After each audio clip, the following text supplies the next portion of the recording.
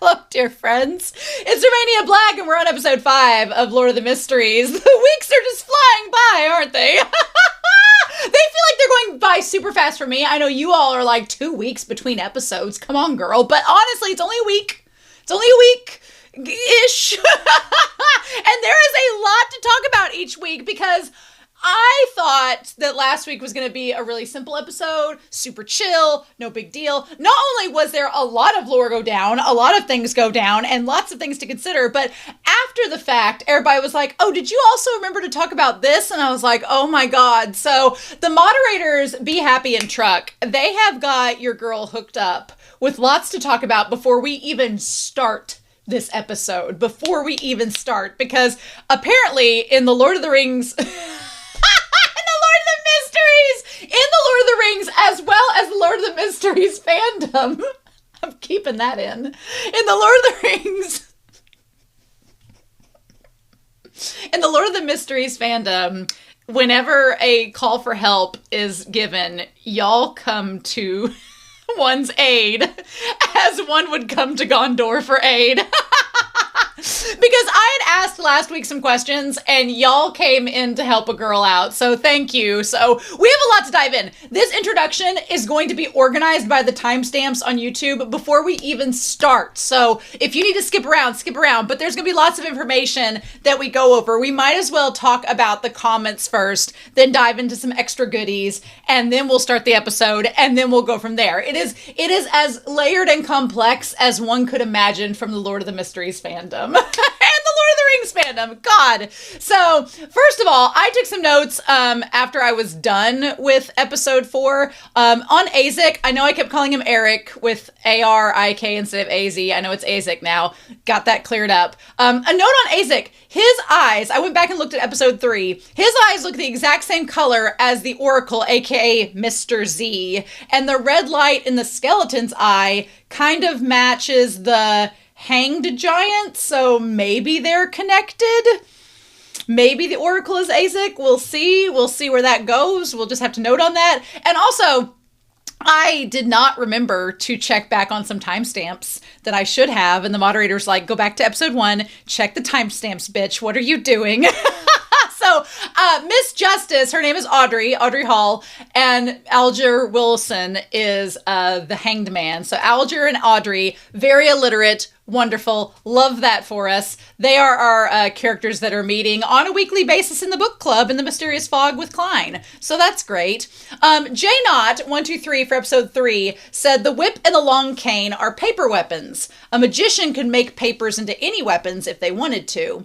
The suited clown thinks that Klein still gets controlled by the artifact. Klein thinks that the suited clown should know that Klein can move now by divination, but it might be the fog that's blocking the clown's divination. The clown intended to use the cane as a force to wake Klein from the artifact's control and give him the notebook. Well, that was a great plan, clown, but did not work out for ye.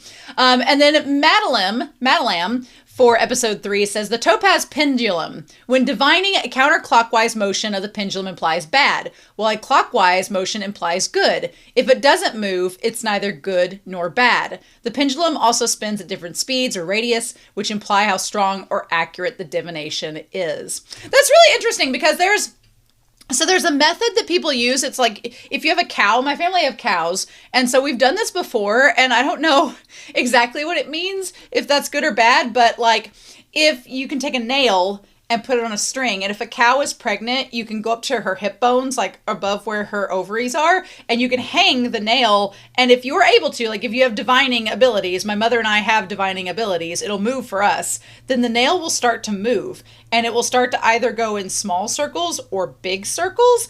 I don't know what the small versus big circles mean, but if it goes clockwise, it's supposed to be a heifer, like a female. And if it goes counterclockwise, it's supposed to be a bull. So I don't know if the good or bad of that means. I don't know how that works exactly, but it's been somewhat accurate in the past. It's been a long time since we've done it. So I remember when we were first told to do it, we did it a lot, and we haven't done it in quite a while. But anyway, so Pod Games for episode 3 says, Klein is 22. So good to know. Klein is 22. Glad our boy is of age. Good to know on that. With episode 4, we had 3 comments. They were mostly explaining a lot of stuff with the ritualistic magic, which I was very appreciative of. So No Cover said for episode 4 about Klein's thought process when coming up with his honorific name, because the Donghua doesn't go in as much depth. He attempts to amend the luck enhancement ritual that allows him to enter the gray fog. So the luck enhancement ritual is allowing him to enter the gray fog. I wasn't completely sure on that, so it's good to have that kind of like saddled in there, I guess. It says, blessings stem from the immortal Lord of heaven and earth. Blessings stem from the Sky Lord of heaven and earth. Blessings stem from the exalted Thurch of heaven and earth. Blessings stem from the celestial worthy of heaven and earth. Klein's concern is that since he isn't a god, he wouldn't be able to receive the prayer indirectly. So, in his honorific name, he attempts to tie it directly to himself and the gray fog, so no one else who may be similar to him could receive it. The reason he has, quote, the king of black and yellow in his honorific name is to point directly to the gray fog chant of heaven and earth, because in Chinese culture, black and yellow is associated with heaven and earth. Then, of course, the other parts of the name refer to himself, the fool that doesn't belong in this era, and the mysterious ruler above the gray fog. Clever! Okay, so yellow and black are tied to heaven and earth, which is tied to the enhanced luck ritual. That is good to know. And then Tiny Truck adds on to that by saying some things get lost in translation, or more like something that Westerners don't really understand without prior knowledge of the topic. In Chinese color symbolism, which is important on the fool's honorific name, the king of yellow and black who wields good luck. In Chinese symbolism, yellow refers to earth, black refers to heaven. So that part of his honorific name is basically rewording the blessing stems from the celestial worthy of heaven and earth, part of the luck enhancement ritual. The way I like to imagine ritualistic magic is like email for the gods. You write down what you need to them, ask the prayer, and then you make it all polite and nice as you possibly can. Email etiquette. It's a lost art. The candles and other objects, and then you send it and you hope that they answer. Also, a small detail you didn't touch upon in your last discussion, at some point you said everyone is praying to the Evernight goddess. But when Celine and the other girls are praying to the mirror, it's not to the Evernight goddess. It is different. I'll leave it for you to go find it out if you're interested. So I did skip over that in the discussion. I went back and looked, and yes, what Celine and her friends are saying to the mirror is, "O spirit that revolves this world, the grace of the true creator, the eyes that look at fate." So that made me think of a couple things. One, obviously it's tying to the true creator, which is with Vincent and the Oracle and all that. That all matches up. But the eyes that look at fate, I was like, is the eyes that look at fate the eyes that Klein saw when he first gained his seer abilities? Is the spirit that revolves the world tied to the gray fog? Are these things interconnected? I don't know, but they're worth thinking about, so that was good to know. And then Be Happy for episode 4 says, Klein saying, I don't want to put my family in harm's way, was so precious because it means he really is, as Zhou, melding with Klein's personality and thinking of Melissa and Benson as his real siblings. That is cute. There's a little body horror there. I don't like the idea of melding with people. That kind of creeps me out. The idea that you're melding into, I mean, Klein's dead, so it's not like you're melding with a living person. But and so I guess the non-consensual aspect's okay, but I'm just like, I was like, I like to refer to it as he's recognizing them as found family, not I'm merging with this dead man's body and his memories are merging with mine. There's a body horror to that that's actually terrifying. But it is nice that he's recognizing Melissa and Benson as his found family in this transmigrated world. Good for him. A little info. Klein did put up a wall of spirituality. We saw it when he started the ritual in Celine's house. Okay, I missed that in the discussion. Good to know he put that up. Something that is not very clear in the Donghua is that during the gatherings in the Gray Fog, every one of them, when he looks at the others, all they see are a silhouette and fog. So no one knows how the others look, which is the security for them to maintain their anonymity. Okay, that is good to know because the Donghua does not make that very clear. So basically, they can't see Klein, but also Klein cannot see what Audrey and Alger look like. Interesting. And Alger and Audrey cannot see what each other look like. Interesting. That could lead to some fascinating revelations down the road. We'll see about that. Be Happy also says that about ritualistic magic and prayer they did to the Fool. It worked for Klein because he has the cheat code of being linked to the Grey Fog, and that is a mysterious realm we know nothing about. I mean, good cheat code for Klein, but at the same time, I'm like, that's also terrifying. To be like, yeah, I'm linked to this realm. It seems safe. It seems safe. So anyway, before we get started as well, I want to talk about a couple things. Truck shared the posters for episodes 2, 3, and 4, so we need to catch up with those. They're very interesting. The one for episode 2 is my favorite of the 3. I love the red curtain. It feels very, every time I see a red curtain, I think Twin Peaks or I think Moulin Rouge, but it feels very theatrical. I like that it's cutting off half of Klein's face. Also, the tendrils that are arising from the shadow from Klein, I'm like, what are those tendrils tying to? They kind of seem similar to like the shadow that's with Leonard and Isaac, so I don't know what to make out of that, but curiouser and curiouser. I really like it though. That's a really good shot. Then the one for episode 3 is pretty self-explanatory. It's the puppet, and it has all its strings all around all of them, and there's the confetti like from the circus. I like that one. That one's pretty good. Also done with the pipe in his mouth. Iconic. I also like that you have Leonard with the red undertones of his coat, and then Dolly has the blue undertones of her cape, which is really super cute. And then for episode 4, there are these gears, and there's Melissa and Benson there as well. This one's probably my least favorite of the 3 posters. It's okay. It's very ominous. I would have liked episode 4's poster to have a mirror, but I think considering that's what the episode was called, but those are good. Those are all right. And then we have Truck also translated and found translations for some of the items from episodes 3 and 4 that we can actually read the stuff that's on them. So you can see there are 5 gold pounds, 5p Imperial Bank of Loen, 30 pounds for the Antigonus family notebook. Seems way too cheap. Yeah, no joke. 30 pounds for that? Honestly. I wanted to read this newspaper, which is kind of cool. It says the Tingen, which is a city, daily, the Plain Dealer. A shocking case occurred on Howard Street, a burglary and murder case. The of is a prov to public safety. Is students to encounter something? Of course. The good news is the police department has identified the culprit and arrested the main culprit. We will provide follow-up reports as soon as possible. And there's Mr. Welch and Miss Naya. It says all the gold and banknotes as well as all the valuables and to take items. Wert, even copper pence were not left. There is a reason to believe that there is a group of cruel and vicious criminals who will not hesitate to kill innocent people who saw their appearance, such as Mr. Welsh and Miss Naya. Of course, the good news is that the police department has identified the culprit and da-da-da-da. Okay, so that's the newspaper. We can see that on there. Then there are these different aspects of like the Blackthorn Company. You can kind of see it breaks down the different letterings to show the different, it says Hermes, the way that it's broken down in there. There's so much with the language. I feel like you could get a doctorate studying the languages in this series. Insanity. The one thing that's cool is this charm here has these like letters like HYECMN. And I was like, what does that mean? But someone went and broke it down. And I was like, okay, cool. They said, thankfully I got some help from Z Sherry on Reddit. The people on Reddit, y'all are unsung warriors, unsung heroes indeed.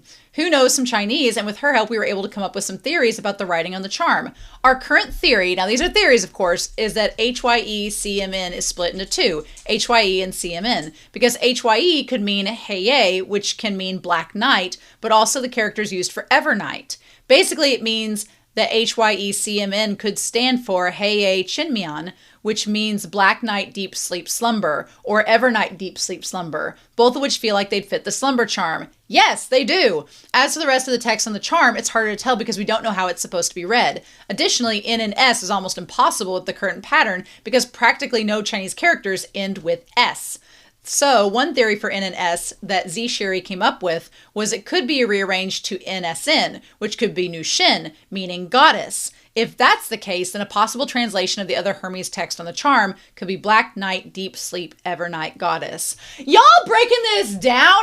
Doing work? I wish my students had half the diligence that people breaking down the text code of a Chinese Donghua have. I wish my students had this diligence. I really do. Some of them do, but I wish they all had this base level of diligence, because that's crazy. So that was for episode 3. Then for episode 4, we got a couple of things with the tarot card, like the Divination Club. It says, comprehensive trading. The spring water of the elf spring moonflowers, night vanilla, deep sleep flower. Cursive handwriting is harder to read, but this is my best guess. It's possible it isn't 100% accurate, but I try my best. I mean, to not only read cursive, but cursive translating into another language is wild. Wild. So then we have welcome to experience the Divination Club. And we have the Divination Club of Tingen City. Then we have the Fool and the Star. The tarot card of the Star is interesting. We might have to go back to that if it shows up later. And then we have the Divination Club receipt. Then we have old Hannes Vincent, R.I.P., the famous seer of the city. No more, of course. And then I like this little Wilker, Bramblewild, and L. Rothson. Bramblewild looks like a store I would go into. And then we had the mirror. So the mirror is cool. There's all of these letters on the mirror. It says the Hermes text on the big mirror is the same as the small one. The difference being the smaller mirror had the words divided in 3. This detail made it easier to find the correct Chinese characters to fit the order of translation. What? Z-Sherry is doing the Lord's work, translating this and breaking it down in code. Ma'am, sir, thems, good work. Because it says wandering spirits, kin of the true creator, the eye that gazes upon destiny. Ah! Wild. Okay. Interesting indeed. I'm so curious. But these translations are awesome. I'm sorry I spent so much time just rambling before we even start this episode, but it felt necessary because there's so much going on and I wanted to get out of the way before we started episode 5. So thank you for indulging in me for a moment, but I've taken enough time. We need to get started. All right, we're going to get down to brass tacks now, and I'm really excited. So let's start episode 5 of Lord of Mysteries, Lord of the Mysteries. And we're going to do that here in 3, 2, 1, and let's do it to it.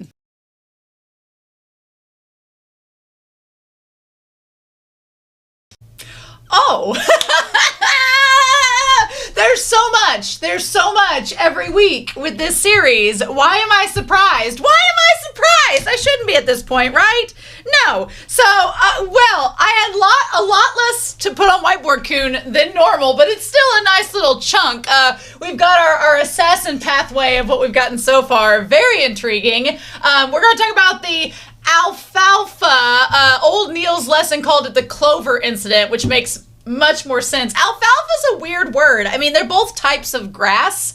I mean, clover is not necessarily grass, but it is used in hay. Anytime I see alfalfa, I'm like, that's like in a hay you feed horses. It's such a weird thing to name a ship after a hay. But the clover makes more sense because clover is tied to good luck, things like that. I could understand that. Not in this episode. Clover is not for good luck. That poor ship. Oh, buddy. And then we're going to talk about the Demoness Sect. There's some interesting information going on there. And then money. So... lots of stuff going on and a pathway that changes your sex. So hope you were wanting that to happen. We're going to talk about that because that's rather intriguing. So we're going to talk about it very much indeed. So let's just break this episode down. We need to start from the beginning. I'm going to talk about the pathway when we get to it and the Demoness Sect when we get to it. That's pretty early on in the episode. The money stuff will wait till the very end. Old Neil's rolling in it, by the way. But here in 3, 2, 1, we start out with Klein showing up at this opera, which was great. Everybody shows up at this opera at Zoutland Street. You know what? I've been to one opera before, and it was a fun time. Did I know what they were saying? Not necessarily. It was Don Giovanni was the opera, and I do not know Latin, so I was like, or Italian, so I was like, I don't know what we're saying, but it was very beautiful. The singers were gorgeous. They sounded amazing. But yeah, so we have this opera, which I do love a good opera music. So we have the alfalfa. We're going to go back to this and check our are gathering for the survivors and family of the Alfalfa tragedy. So we have at the beginning this opera that was to gather the survivors. Man, I freaking love Trissy. Trissy is great. And I'm glad they got away, because I was like, what? We don't want to squander the opportunity of an amazing villain. Also, I want to point out that I think it's rather interesting that to have this whole thing with Trissy and the witches and the fact that this actual pathway are mainly like a big matriarchy, and then to have the opera singer be a woman as well, or if it's not a woman, to be a man in drag as a woman singing, one of the two, I think is rather intriguing as a concept. I mean, I'm all here for it either way. I think the connections are kind of cool throughout. But yeah, so from the beginning, I want to kind of go back and look at this opening opera. I probably won't be able to show you all the clips of the actual animation because otherwise it'll claim copyright on me and I don't want that. But yeah, the Alfalfa, the ship, and then Lost on the Raging Sea. So yeah, we have everybody like basically killing each other on this ship. Oh my gosh. All these bodies. The brutal slaughter. Avarice and barbarism, not rationality, loaded the scales, the curse of the siren. Again, talking about the siren being this like female entity that lures people in, and then at the very end of the episode, you have Trissy luring in all the men, like sitting there with her boobs out as they're like offering her a light. Oh, the bookending of the episode. I love it. It's great. But yeah, the idea of just basically trying to collect these souls for this ritual that is all for the primordial demoness to bring her back. That's the idea behind it. Interesting indeed. Suffering humans become sacrifices to the devil. The stage production looks great in this. Your heads become the ship's lanterns on the mast. A chaotic battle and a fight to the death. Again, the demoness is all about chaos, so that ties to it very well. So yeah, souls melt in the flames of hell, how the blood flows below the deck. Yep, a stronger crimson than the dying sun on the horizon. And then you have that blue rose, and the rose that was used for the black magic against Leonard later on was tied to the blue rose. So that's interesting as like a little bit of foreshadowing as well. And then yeah, there comes the hero on the mast. A stronger crimson. And then there's this cat. Please save us from this calamity. Yeah. And then Klein sits down, takes off his hat, and they're like, the great hero Triss. At first I thought that Triss was just the cat. I was like, oh, okay, cool. So we have, yeah, our hero, Triss. And the episode is called The Hero. So much to say. But yeah, I thought that the whole play was about the cat at first, and I was like, okay, cool work. And I like that Klein was just like, okay. He doesn't even clap. He's like, this is a rather interesting musical. Yeah, the seagulls sing loud, spreading tales of the hero's exploits far and wide. I kind of love it because at the very beginning, you have like Triss walking down the stage with the hat. But even with the hat, and maybe it's because I've been watching Witch Hat Atelier, it kind of does look like a brimmed cap. And I'm like, oh, this is so intriguing. Okay, all right. So, and they even kind of look a little witchly, even though they're not technically a woman yet, which Witch Hat Atelier, everybody's witches. Doesn't matter. Go watch that series. It's great. It's on my channel. But in this series, no. Witch refers to you are female in this series with it.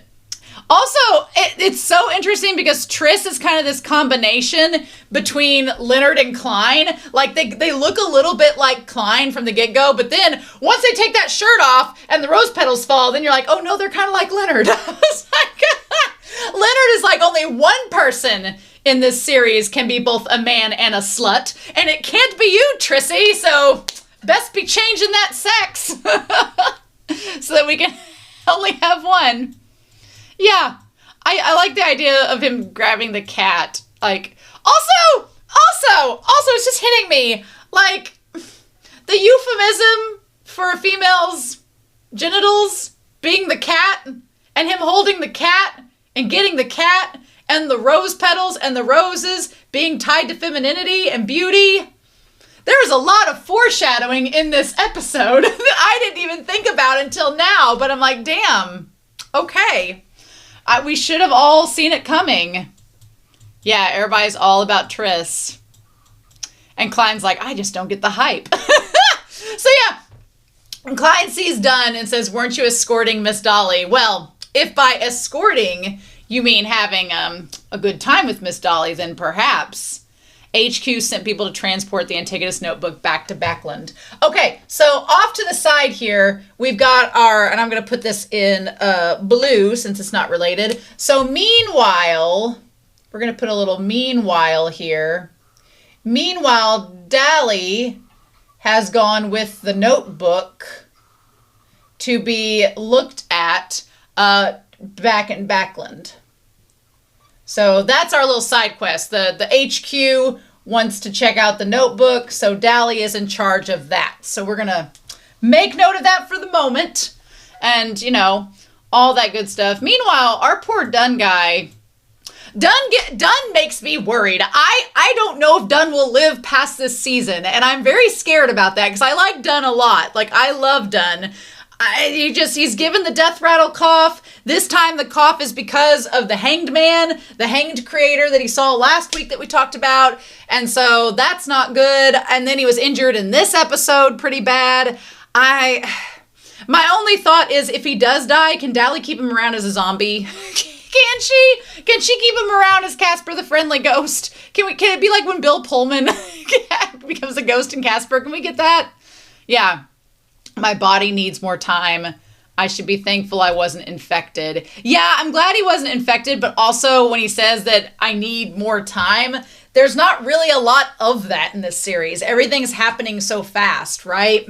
The Hanged Man did a number on my spirituality. Now, there is a little bit of time that passes in this episode with Klein's training, which we'll talk about. So maybe in the time between this opera and them facing off against Trissy, maybe there was enough time for Dunn to heal a little bit. But our boy needs to go to Malaysia. He needs to go on the beaches of Malaysia, as, you know, a character in Jujutsu Kaisen did. And if you know, you know. The records say the true creator is an evil, worshipped by the secret orders like the Aurora Order. So, yeah, it fits your description, but with some differences. If Vincent hadn't died in a dream, we may have been able to find out more. So, okay, so Vincent died while they were in his dream. That is worth noting. We're going to put that up there, that Vincent died in a dream, and that prevented them from finding out more about the true creator and what's going on with the group. So yeah, everybody's all about old Triss here. Episode 5, The Hero. It says, losing oneself is the beginning of pain. Ooh, okay. We're going to put that up here as a little title. Losing oneself is the beginning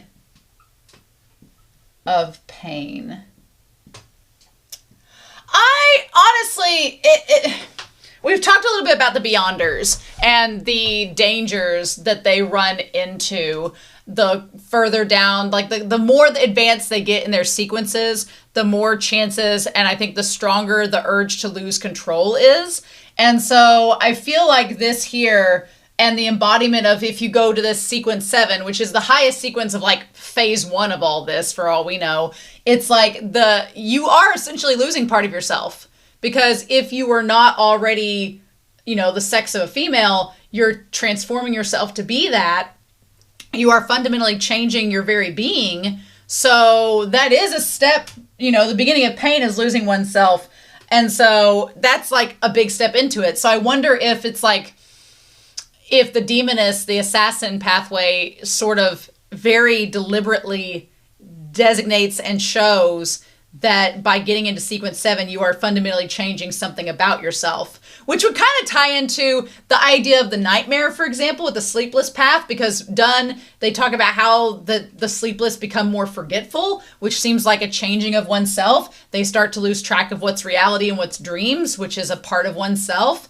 In the seer pathway, we don't know about the, what is it? What's the next pathway? The 7th pathway is a magician. Is that right? Is that correct? It's like clown and then magician? Maybe. I think that's what we were given, but I think that's right. But then it's like, does that change who you are fundamentally as well? So there's a lot to think about that. There's a lot to think of, but I feel like, yeah, the further power you go, the more you're risking losing yourself, and that's going to cause the pain of you losing control as a beyonder. So, nothing to worry about, of course. So apparently there's this story. We have 1 week earlier, the Divination Club. I want to know how my fiance is. They got this opera together in a week to celebrate. I guess it was to bring Triss out, and I guess it wasn't much of an opera, but they put that stuff together in a week? Holy cow. So the Alfalfa, it began its return journey a month ago. So let's make note that this was out to sea. It was out to sea and started its return a month ago. All right, and then a week before its return is when our boy Klein got the call about Meyer. Okay, which was the woman's husband. Okay, interesting. I kept thinking that, based on what we heard in the fog room from Alger and from Audrey at the end credit sequence in the last episode, I kept thinking that what was going to happen this week was going to have something to do with the ships and stuff that Alger and them might be connected to. But no, we did not get that. Instead, we got this type of affair. He still hasn't arrived at port. So Klein tries to look up Meyer's status. And Dunn says that, you had what was called a seer's intuition. After you reported it, we received related information. So thanks to her, Klein got some information on the ship and the accident right before the rest of the Nighthawks got it. And so he's like, you just happened to jump ahead in getting that information. So then we have Triss, which there's some people around town, like her and some of the others, they all look like characters we've seen before in the show, which is kind of funny to see the continuity. But yeah, thank you for saving my husband. You know what? Now that I'm looking at Triss, there is from the neck down, my man. But from the neck up, there is a little bit of an androgyny to Triss a little bit, and Triss kind of has a little bit of softness to their face like Klein does. Maybe that's why, but yeah. Triss is not thrilled upon seeing, Klein and Dunn there. Not having it. They don't like being suspect. So yeah, Meyer's like, thank you. Dang, Meyer looks waterlogged, like they've been out to sea too long. Are you troubled by something? So yeah, so we go to the Topaz room. Gotta love a Topaz room. He's like, I've been having the same nightmare every night. It feels too real.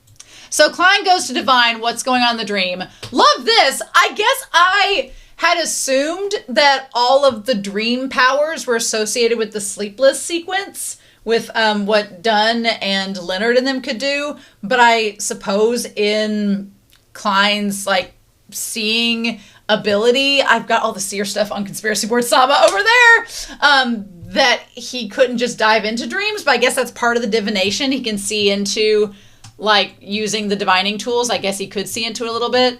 But yeah, the ship is just a wreck. I can't believe that somebody just threw a baby into the water. The fudge! We're just throwing babies out everywhere. That's not cool. So the mutineer goes to follow their death, and Meyer tried to save them. I need to know why they committed all these violent acts. I think the creepiest part of all of this is the nasty, the seagull with the maggots coming out of it. That's so gross. Blech, makes me want to gag. But the seagull eating the seagull, that, I feel like that is such a expression for what's happening in this episode. The idea of like that they're just cannibalizing each other, like people are just harming people, seagulls are eating seagulls, like it's just this self-harm that's happening on this ship. It's so gross. Ew. It's not normal. You may have seen details that you overlooked. They're trying to tell you the real culprit. And then yeah, there is our real culprit, which is Triss. Yep. And then we transport to this other realm that's this temple that I'm assuming is from the Demoness. Yeah, which is tied to the creator. So let's bring that into this. And to this like layer, this temple in the dream. Temple in the dream tied to the true creator. Interesting indeed, right? Interesting indeed. And we bring up that damn Hornatius and Phlegria again. I think it's worth noting that just like in the gray fog that Klein sits at, I want to say like where he's looking up at a temple. And then when he looks up the stairs, there is this throne. And the throne looks rather similar to the throne that he sits on in the gray mysterious fog. I'm just saying it looks similar. I'm not saying they are the same. I'm just saying that the interior decorating is a little similar. I don't know why there are the emeralds there. Not sure what that's about. That also looks like a spinal cord coming up the chair. And what was also interesting was that these, like, the tendrils, the roots, look like... The tendrils and roots look like the silvery liquid that we saw in the OP. Or in the original, in the, like, first initial sequence. And in the ED. I feel like Cynthia Erivo. What is happening? So there's some kind of connection there. We just don't exactly know what the connection is yet. But something is there. And yeah, he's like, Hornatius, how many times? Why does it keep coming back to me? Is it some evil god's lure, this palace? Could it hold some clues on my transmigration? He's like, I hope Mr. Azek can find some info soon and write to me. Oh, I'm sure Mr. Azek's trying to find some info. I don't know if he's going to write to you or not about it. I don't know. That is enough. That is a lot. Oh man. And he's like, Hornatius. So then Dunn comes in. And Dunn says the man behind the tragedy was at the scene. He's met every survivor, and it's Triss. I like that whenever Dunn like gets somewhat stressed out, he starts to pack his pipe with the tobacco and starts to smell it like I gotta clear my nose out for this, gotta clear my sinuses. And he says that's not enough to convict. I mean, Dunn's not wrong. He's like, Triss has been publicly recognized as this hero. We can't just go and convict him without any evidence. So we're going to need to do some investigation. But we'll hone in on that since you've received this divine like, this intuition and this vision that it's him. So he says, we need more conclusive evidence. I'll request a joint investigation. And then he sniffs the pipe. Says we need the mandated punishers and the machinery hive mind. So we are going to get the mandated punishers, which Leonard seems to be connected to, or at least Leonard is working with, and the machinery hive mind. I never get good impressions out of hive minds, but I'm guessing, I wonder if the machinery hive mind prays to the god of steam and machinery, because that's like a deity worshipped in Loen. So, I don't know. But they're all, that's what Dunn's got a plan. So, okay, we get this little thing here about the Demoness Sect. And I want to kind of go over that, because it was like a bunch of text. Lots of information. So the Demoness Sect worships the primordial demoness, which we saw kind of brought back to life in this episode, and believes this concealed entity, so it's a mysterious hidden entity, which, you know, is connected to like the evil gods and all that. We talked about that last week. Is believed to be nurtured, is the true successor to the creator.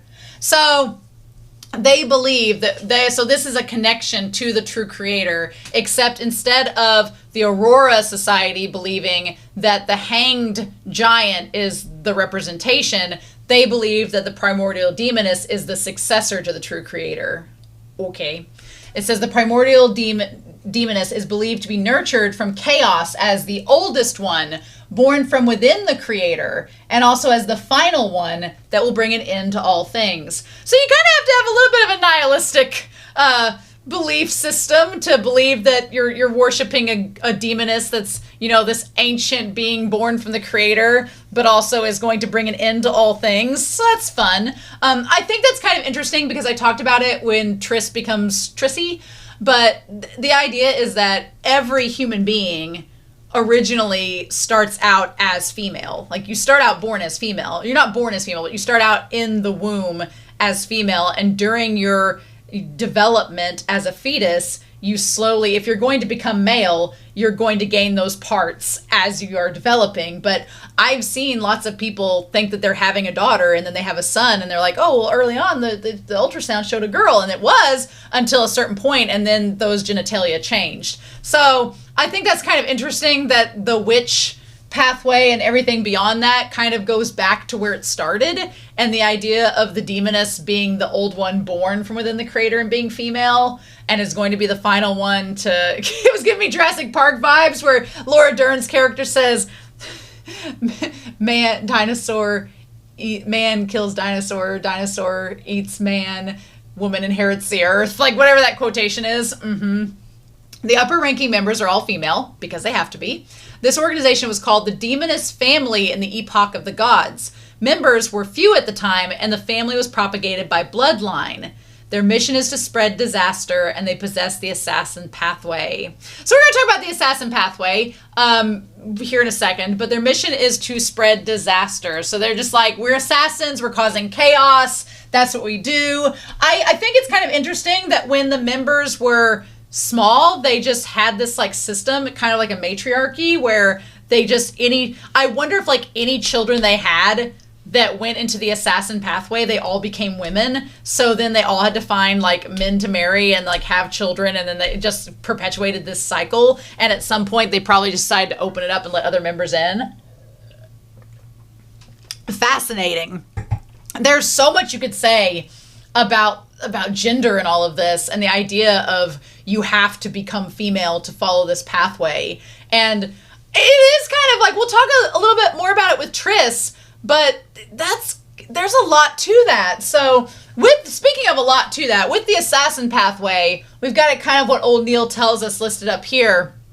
With this, if you start out being an assassin, you alter your body. You can alter your body for a short amount of time, which we'll talk about here in a second. You have eagle eyes, sharp night vision. You can conceal in the shadows, which at first I was like, when you saw that assassin went to witch, I was like, where's the connection? But now that old Neil explained it, I'm like, oh, I see the connection. So breaking it down, altering the body for a short time, that's like a trial run. That's like a trial run of, hey, if you want to work your way up the system, you're going to have to get prepared to change your sex possibly, unless you started out as a woman in this pathway. Then you're right as rain. Then you're like, just doop, doop, doop. But if you're a man and you're like, okay, you're going to have to change, you might want to test that out. You might want to test ride that. See if you like it. See if that's going to be your jam or not. Which makes you wonder, when you got into the assassin pathway, did they know that this was going to be a requirement to advance up the ladder? Did they know that once they got to sequence 7, it was like, you're going to have to become a woman? I mean, surely they did.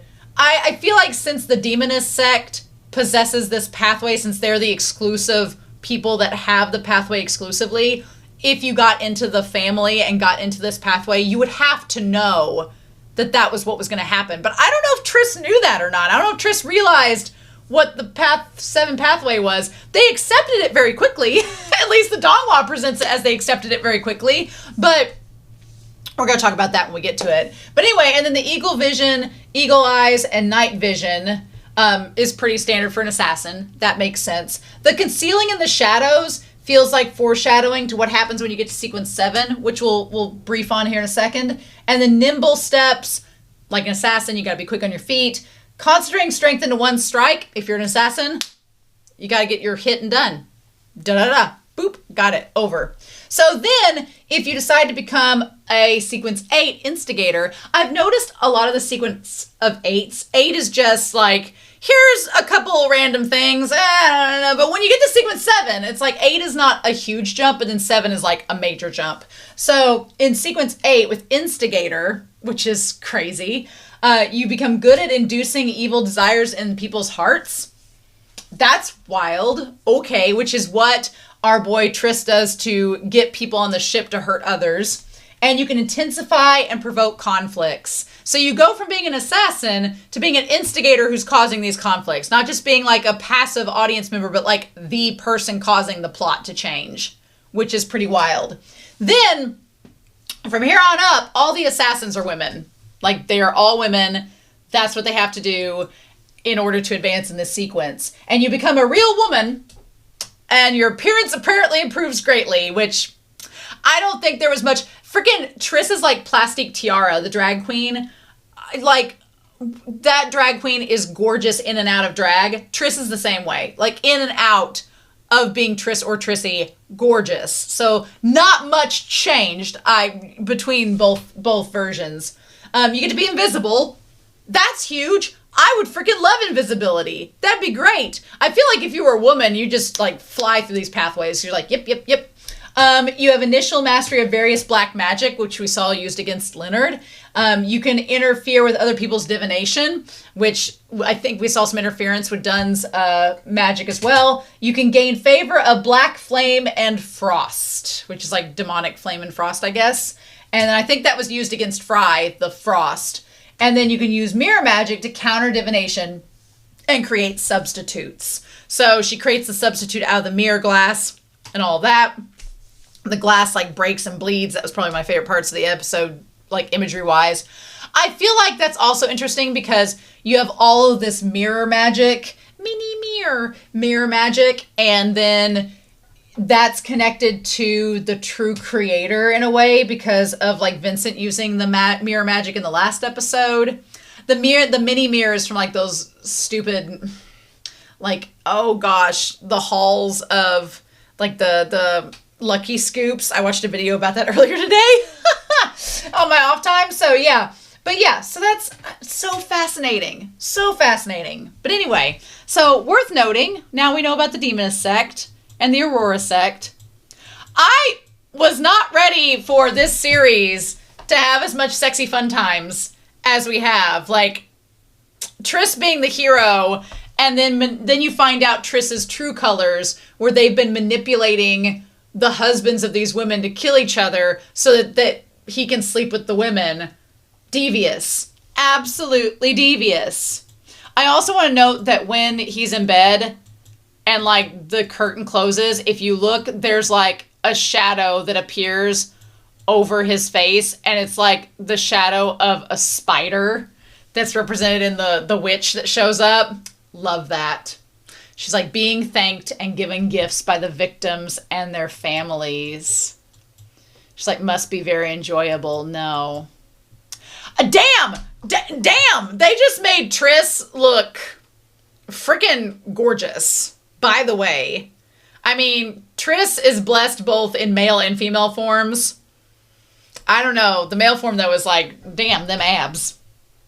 And at that point, the author was like, we can only have one slutty man, and that's Leonard, so Triss has to go. But yeah, waking up in the embrace of these ladies. Assassin Pathway Instigator Triss. What could be more captivating or satisfying? Here's the thing. In my mind, because at the very end, Triss was like surrounded by all of the guys trying to like light the cigarette, and she didn't seem truly interested in any of them. Well, Trissy didn't. My theory is either Trissy is still loving the ladies, just now loving the ladies while being a lady, which 100% down for that. Or Triss is like pansexual and is like, I'm just going to get on with whoever I want to get it on with. But I kind of like the former. I kind of like the fact that Triss and Trissy both just like women, and they're like, screw the men. And that's why Triss was like, okay, I'm down. I mean, what choice does Triss have? It's like, you have to choose. are you willing to change yourself for power? Like fundamentally changing your entire foundation for power, or are you happy where you are? And Trissy chose the former. Crazy. So yeah, so then I've already completed the preparations for advancement. So, I mean, standing there looking, God, ripped as hell, Triss is like, I am ready to advance to the next phase. And the witch is like, I don't think you are. We don't even know if she's a witch. She might be a further sequence. She's like, you've got one more mission to complete while you're in Tingen. My original collaborator has caught the eye of the Nighthawks. So, okay. Whoever is the original collaborator, so OG collaborator has caught the eye of the Nighthawks. Okay, so we don't know who this woman's original collaborator is, but there's someone the Nighthawks are watching, or so that's interesting. I am curious what we're going to get on that. Now you must finish this by yourself. Damn. And so then she says, this is your reward paid in advance. So it's the potion for sequence 7 and this lovely 10, like spare no expense. She's fascinating. I want to know who she is. She looks like she has like reddish hair. She has like reddish blonde hair. We're going to put on here. She has like a strawberry blonde hair. Strawberry blonde. Is she a witch? We don't know. She might be further on the sequence. We do not know. And so at first, Triss is so excited for the sequence 7 potion, but then they look and they're like, oh, it says witch. Yeah, dude, did you not research that any further? Might ought to have done that. Interesting. I'm also like, was it mainly like figuring out how long it took to digest the potion? Because when they're on the run later on in the episode, like Triss gets back to the house and then they confront the house. And by that point, Triss is already transformed into Trissy. So was the transformation always in flux and it just happens at the end there? I'm rather curious about that. Or did it happen instantaneously? Did they already have their clothes? I mean, here's the thing. It would not have been hard for Trissy to have gotten the clothes to escape because Trissy's been sleeping around with a lot of women and possibly stealing their clothes for when the time came. So that part doesn't surprise me. Okay. Meanwhile, we go back to Klein looking with Neil to get some items to make amulets for Melissa and Benson so they can be safe. I freaking love the concept of the Tingen underground market. This is so cool. Look at this. It's so neat. I love it. I love all the hanging cages. I love the idea that you can go down here and like get different supplies. It's so fascinating. Also the invisible creatures that are just in the Donghua, just flying around, they freak me out so much because I'm like, I know that some people believe spiritually that there are like entities and ghosts and things all around us. And I kind of partially believe in that to an extent, but just the idea that you're walking down the road and there's like a spirit you can't see hovering around you. I don't know how I feel about that. I don't know. It's kind of spooky. But yeah, so everybody's walking around. There's like giant ass rubies. Go get them rubies. A good selection of Beyonder materials. And so Klein asks a very good question. Do the churches allow this to exist? And while the mandate punishers are walking around looking for Triss, Neil says, well, a trickle is better than a dam.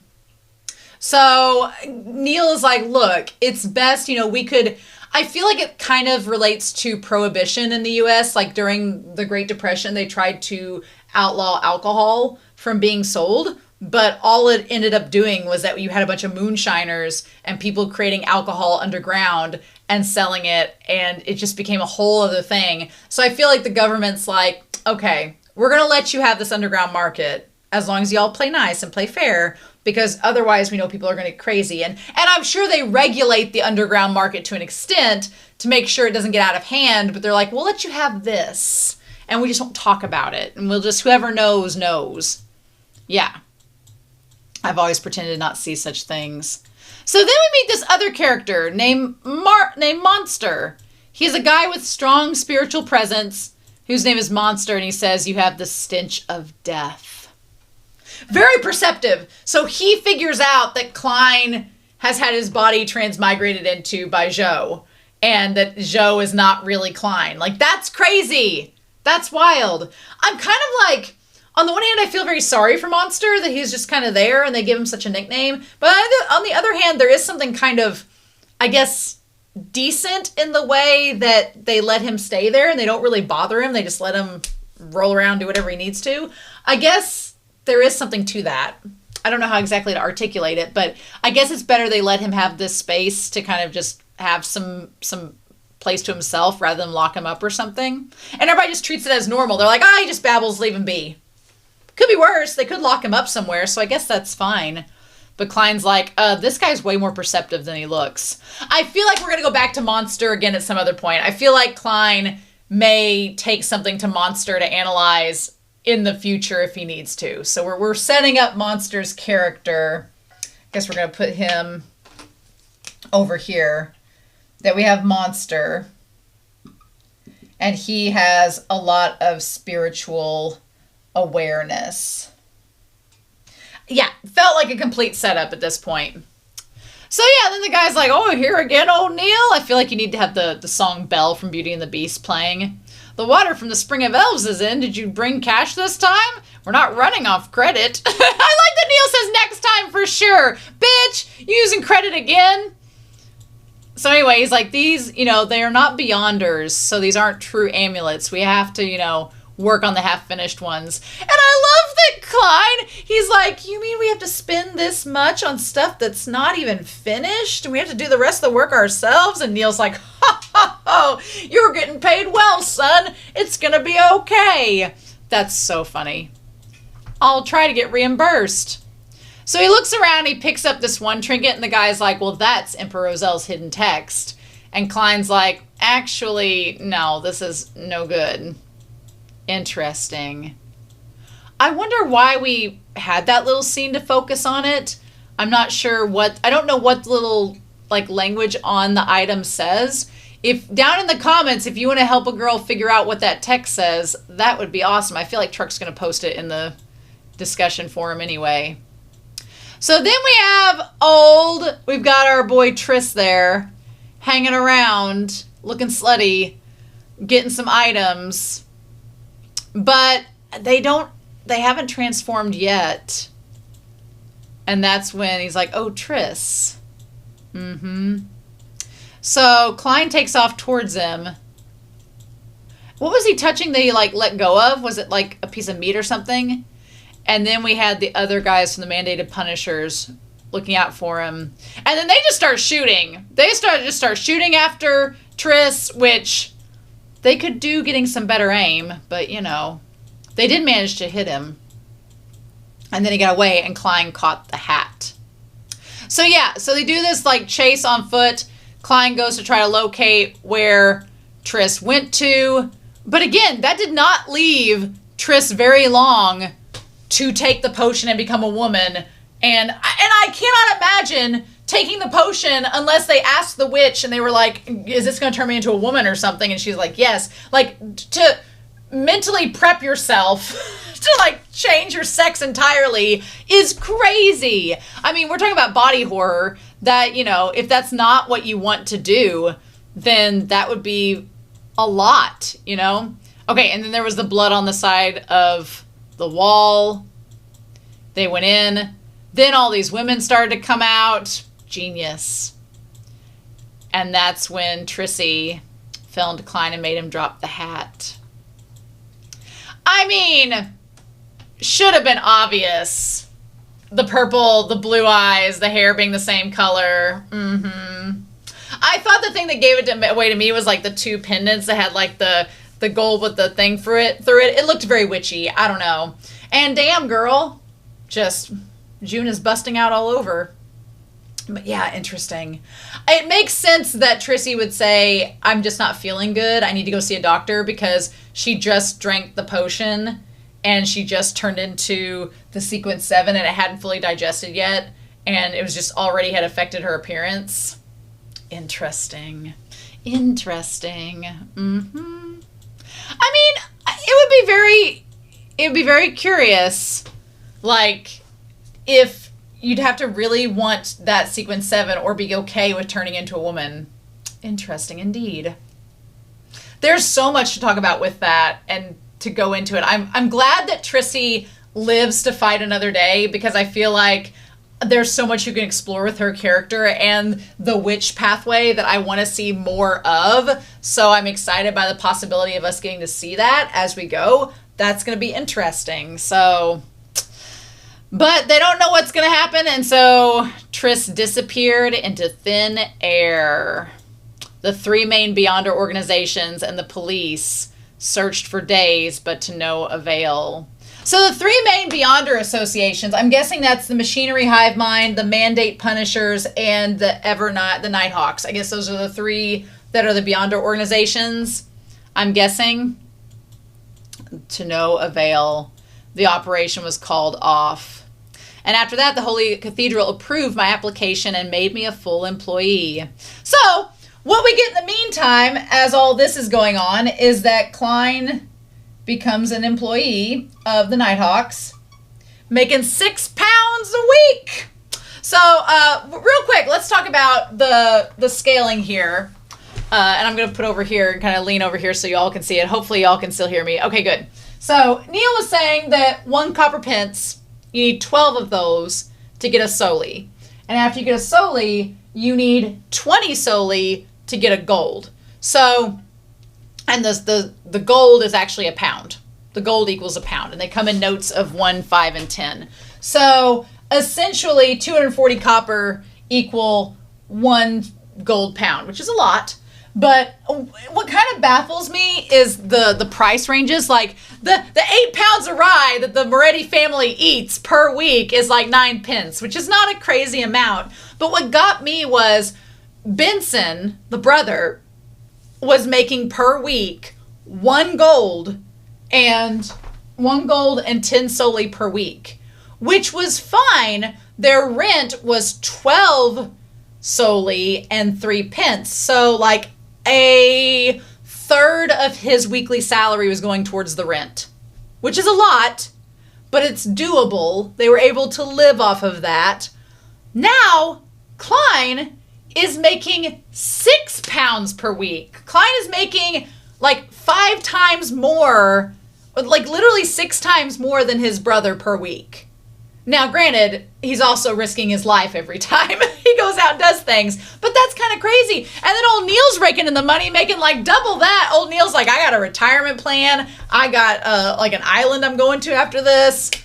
That's so crazy. Like the price difference is pretty wild. What's more wonderful than a pay raise? So he talks about going to the club a few times a week, and the potion digestion is going well. He does his little divination club stuff. And then as far as the tarot club, he's like, ever since, the 3-part honorific happened and I responded, Mr. Hangman seems to have a slight change of attitude. It's too bad I wasn't able to use the Grey Fog's power. Returning home won't be as easy after all. I wondered what he meant by that Alger's, personality has changed. I guess we'll get more into that. They didn't really go into a lot of detail with that part, so I don't want to know too much into detail. I'm eventually going to read the novel, so if it's in the novel, I'll find out there, but maybe we'll find out as we go. And then he created these little amulets, which are kind of cute, but they have, the symbol, it showed down in the underground, the little amulets where they started out having this little part here and this teardrop, and he kind of carved it out of that in the same way and had the little flowers and stuff coming out of it. That's interesting. I kind of like that little continuity there. Nice. Melissa is smart though. She's like, you paid quite a bit for this, didn't you? Meanwhile, look at old Fry. Fry's like, and now you place the salt over the corpse. So he's taking essential mysticism classes, getting strong off screen. And then he talks about combat training and practice to, what does he say there? He says doing combat training and practices to hand-to-hand combat. I just imagine Leonard's like looking around the corner. Which he does establish. I forget that in a lot of Asian countries, primarily I've seen it in like South Korean manhwa, but he's like, it took me back to my military training. I know in like South Korea and China, you have to serve in the military for like 4 years, I think, as soon as you're out of high school or something before you can go on and do things. I think that's correct. Is that right? I know in South Korea, I think it is. But yeah, so he had military training. Tingen had no other Beyonder incidents, and things seemed to be calm once more. Surprise! And then this bitch shows up. Oh, Leonard with his chesticles out. Where's he been this whole time? Where has he been? I'm rather curious because, I mean, look, I'm not expecting them to be together every episode, but I had missed Leonard a lot, and I'm like, where have you been, bitch? What have you been up to? Where have you been? It's just been like done showing up. He's like, hey. Like, he's just like, we're all just like, ah! He's like, did you miss me? Did you miss me, bitch? We did. Greatly. So Tingen Police HQ says the death rate has increased 5-fold in the past 2 weeks. I like that Fry joins them because he's a corpse collector. 5-fold. Yep, that's why it was handed us, the mandated punishers and the machinery hive mind. So is Leonard suggesting that Leonard is part of the mandated punishers? Is he with that along with the Nighthawks and that's where he's been? Interesting. Oh, or is he saying that's why it was handed to us, the Nighthawks, the mandated punishers, and the machinery hive mind? That's what it is. Okay. I don't know where Leonard's been, though. I'm very curious about that. Also, I'm sure this has translations out there. But yeah, all the deaths are kind of... They don't really look connected. We just have August 11th, the Westboro workhouse. There was a bankrupt businessman who lit himself on fire. And then at the same time, a dock worker committed suicide out of extreme poverty. And then on the same time, another woman, at the same time, she died from exhaustion due to her heart illness. And I do think it's interesting that Joe, as Klein, knows that their mom died, that Klein's mother died the same way, and he has this, because he's merging with Klein's body and memories, he has this knowledge, and so he kind of feels that automatic empathy because he knows exactly what Klein went through his memories. And you can kind of see through the kid getting sent away with the money. Like Klein notes, if Benson hadn't had this decent job and been old enough to work, then we could have been like this little girl that was like left out on the streets or taken into custody. Like, that's crazy. So then he determines that she died.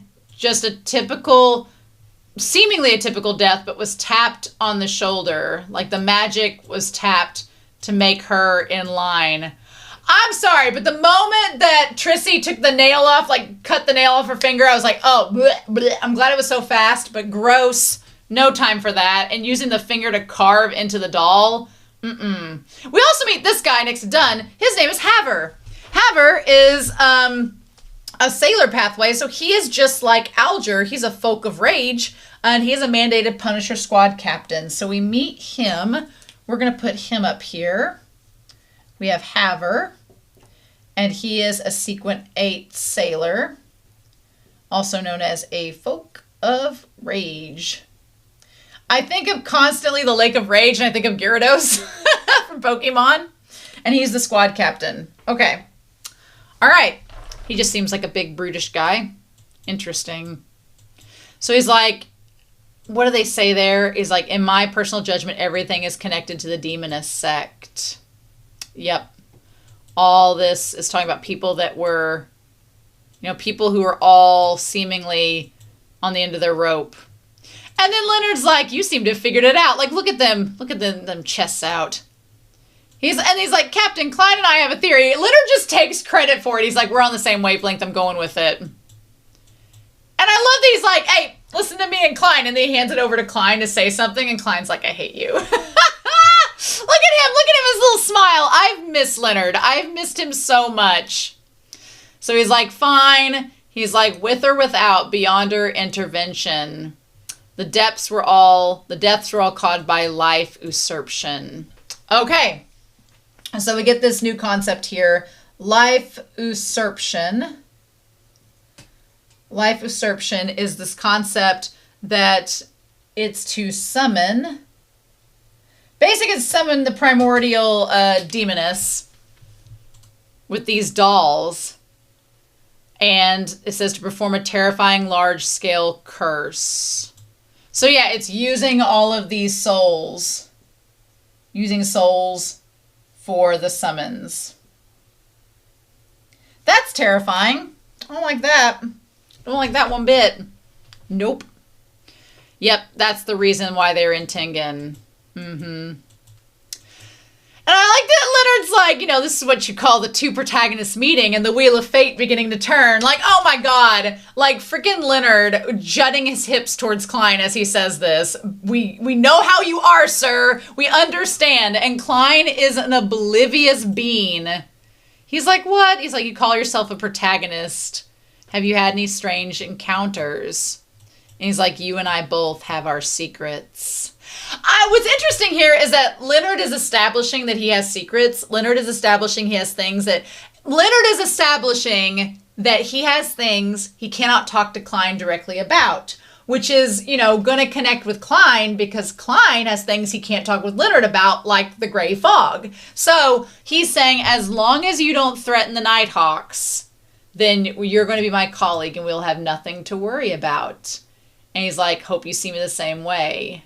That little wink where he's like, wink. He's like, you know, you keep me in your thoughts as just a colleague and I'll do the same for you. Also, look at the shadow. Look at the shadow on the pillar when he like looks back at him. I was like, did it move? No, it didn't. We didn't see it move, but it's there. The shadow is there. I like Leonard. Do I think Leonard is doing something behind the scenes that maybe Dunn doesn't even know about? Yes, because that shadow is creepy and I don't like it. Do I think it maybe could be tied to Professor Azek? Yes, I do. But we don't know exactly how yet, so that's a whole thing. But yeah, curiouser and curiouser. So like we have to find the altar. And then Leonard's like, I found this on one of the deceased. And so Klein's like, I'm going to use my divination powers to locate the altar. And we find where it is, and then we decide to go from there. So yeah, meanwhile, this mirror, I do like the fact that with the lipstick, Triss almost seems to be a little distracted because Trissy gets the lipstick wrong. And so we have here the culprit's first target will definitely be far from the vicinity of the altar. So if we select areas where deaths have rapidly increased over the last few days, we can narrow down our search to the southern industrial area. And then we found the house. Yep. So Dunn is like, okay, first thing is we're going to get a dream started, and then Leonard and I will infiltrate, and you stay right here. Which he did not end up staying right there. I love that mirror cracking in the blood. That's so good. Oh, I love that. That's the whole thing about the mirror magic to counter divination and create substitutes. Neat. Neato. So yeah.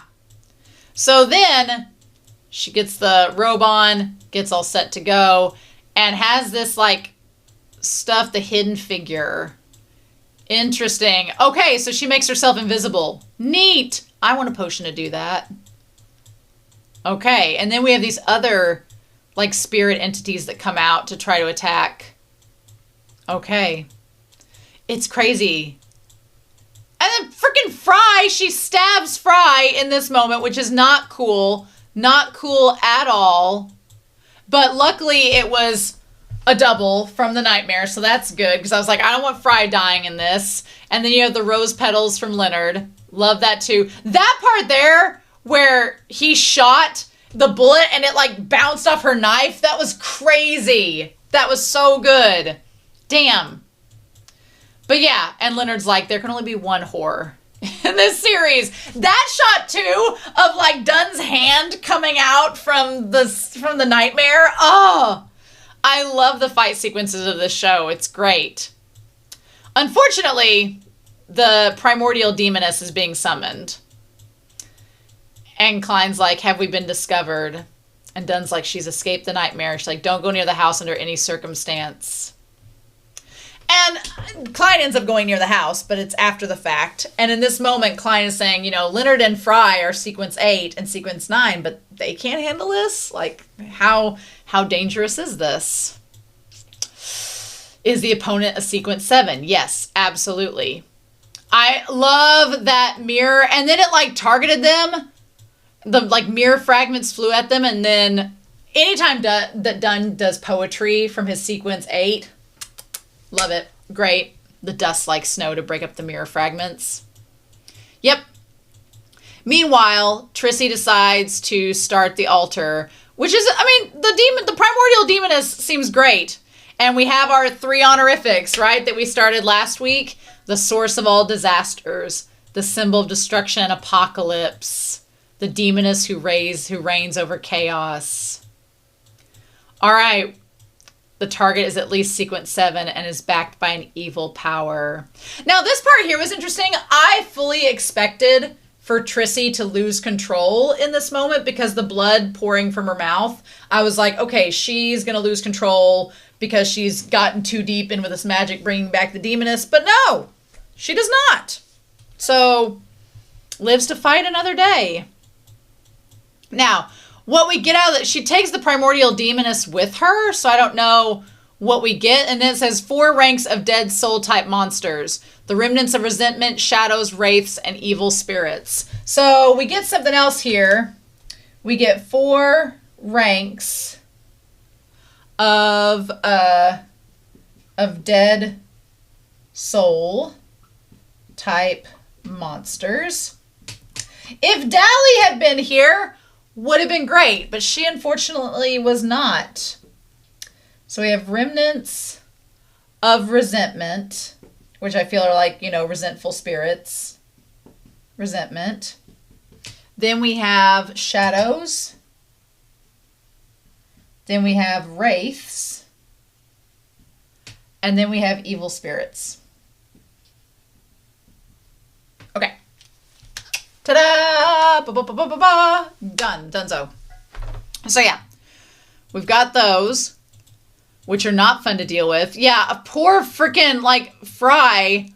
What ended up happening? It looked like his heart was, like, about to freeze. And then, like, that busted out. And then what ended up happening with him? It seemed like he was okay, but we don't get to see what happened with Fry. Like, how did he not...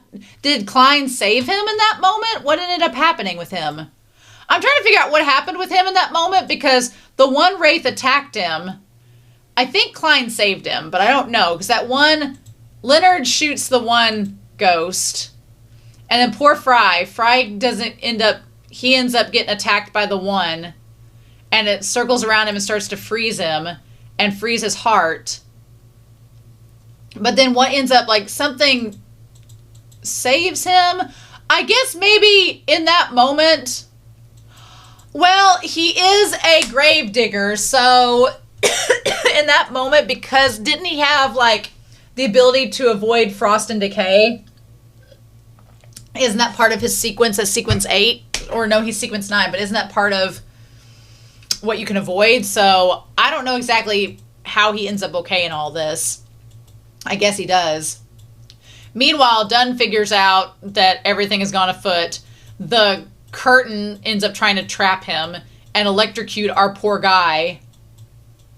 Which, as he, like, fires into the cape, like, there's blood. And he's like, what ended up happening? And then we see the primordial demoness. I don't know why the cape had blood come out of it, but it did. And Dunn tries to protect himself against whatever the primordial demoness is trying to do. And he ends up coughing up blood. I don't like what's happening to Dunn. I want him to stay safe. Not having a good time. Then there's the whole thing with the blue flower, which was kind of foreshadowed. It's not the same rose. It's more like a pansy. But it was kind of foreshadowed from the beginning. And it flies into Leonard's arm. He manages to get it out. But then this whole thing... Whenever Leonard takes off chasing after Trissy, she's like, let's make you the first lucky person of the night. Look, nobody gets to get lucky with Leonard except Klein. That man has made that the most utmost defined, cemented statement. A taste of the witch's curse.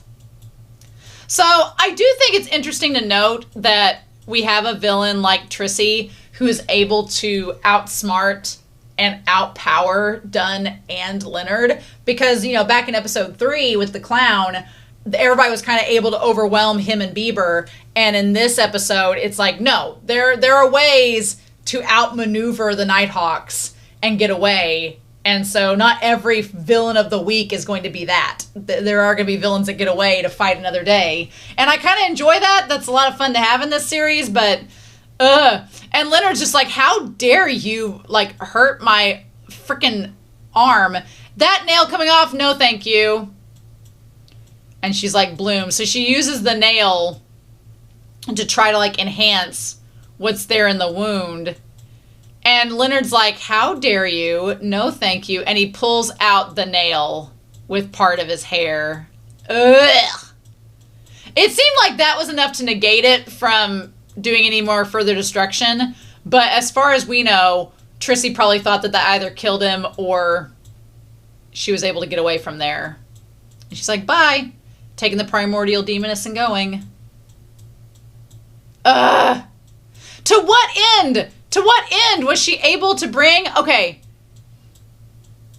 And so then did Leonard sacrifice his nail to get it out? Is that what he had to do, is to sacrifice the same thing to pull it out? I'm going to be excited to read the novel when we get to this part to get some clarification on that. But he's like, nobody makes me bleed my own blood. Nobody! So, like, was she able to bring the primordial demoness back all the way? Or did she just do it partially because they interrupted her? Like, what are we doing? Anyway, Leonard got lucky because that could have ended really poorly. And so Klein's like, I want to have the mirror briefly restored so I can see who looked in it last. And then Klein's like, wow, she looks familiar. And then Leonard's like, wow, this Beyonder looks like Triss. Leonard and I, we're on the same page. Syncing up, connecting brainwaves. We were like, yes, we got this. We got this. Mm-hmm. The altars for a ritual to curse the survivors of the ship. Yep. He's like, well, this woman is Triss. And they're like, disguised as a woman? No, Triss is the woman. That would explain the sudden disappearance. I like that Leonard's like, look at Klein and I. We figured this out just like we said we would. So now we know. Yep, now we know. It's certainly in keeping with the demoness top brass being female. Now, Dunn, my dude, did you not? Dunn's like, wait a minute. That means that all the top brass used to be men. And Leonard's like, yes. And Klein's like, yeah, I guess so. So, I mean, look, I feel as if you are willing to go this route and become a witch and you're willing to change your sex, I feel like you were down. I feel like you knew this was going to happen. I feel like you had it coming. And you know exactly what you're getting into, and you were willing to let this happen. Let's not be transphobic, Dunn. Let's not do that, okay? Mm-hmm. This is the Sunflower Manual of the Demoness Sect. And it's like one has to castrate themselves for power. I mean, they seemed pretty willing. And I mean, I think Trissy is fine with all this because at first when she was walking around with the veil, I was like, you know, why are these guys all gawking? You know, she looks like she's very mindful and demure. Hell no! Mindful and demure my ass, her tits are out. I'm like, this was intentional. And then all these guys are like, uh-huh. And she knows exactly what bitch is doing. She's just like, oh, what, who, me? She's like, you mean I was the hottest man in town and now I'm the hottest woman? Oh, my God. She knows. She knows. I for sure want this to be that she's still into women and that she's going to, like, just be like a praying mantis and all these men and then just be like, actually, I'm into the ladies, so... Or maybe not. Maybe she'll change her fancies. Who knows? Assassin Pathway, Sequence 7 Witch, Trissy. I kind of wanted her name to stay the same because I thought that would have been kind of cool because Triss seems like a name that you could use that could either be male or female. But Trissy is fine. I'm down with that. So yeah. And then I don't think we had any end credit scenes. Nope. Sure did not. Oh! Oh! Buddy. There's a lot going on. I'm glad Leonard is back. I had missed Leonard. I wanted him back. Dunn and Leonard are great. Glad they're back. I'm glad that Trissy got away. I want to see more of her again, even though she's terrifying and a huge threat. But she was a lot of fun. So I hope we see more of her in the future. But yeah. Whiteboard Coon got a healthy dose this week, and we're going to have to add another secret order over there on Conspiracy Board Sama next to the Aurora Sect order and all that. So we're just adding these pathways. We're just getting everything lined up. It's all getting really, really filled up really quick. But I'm so excited to hear your thoughts down below. This was a lot of fun to discuss with you all. I'm super excited for a week from now, 2 weeks from now, as we'll explore. We'll start the next month with episode 6. And we're not even halfway through the series. We've got so much left of Lord of the Mysteries. I'm so excited. So anyway, I hope you all have a wonderful week. Please stay safe, take care, and yeah, I'll be with you next time, and we'll check out Lord of the Mysteries episode 6, and I'll see you then. Bye.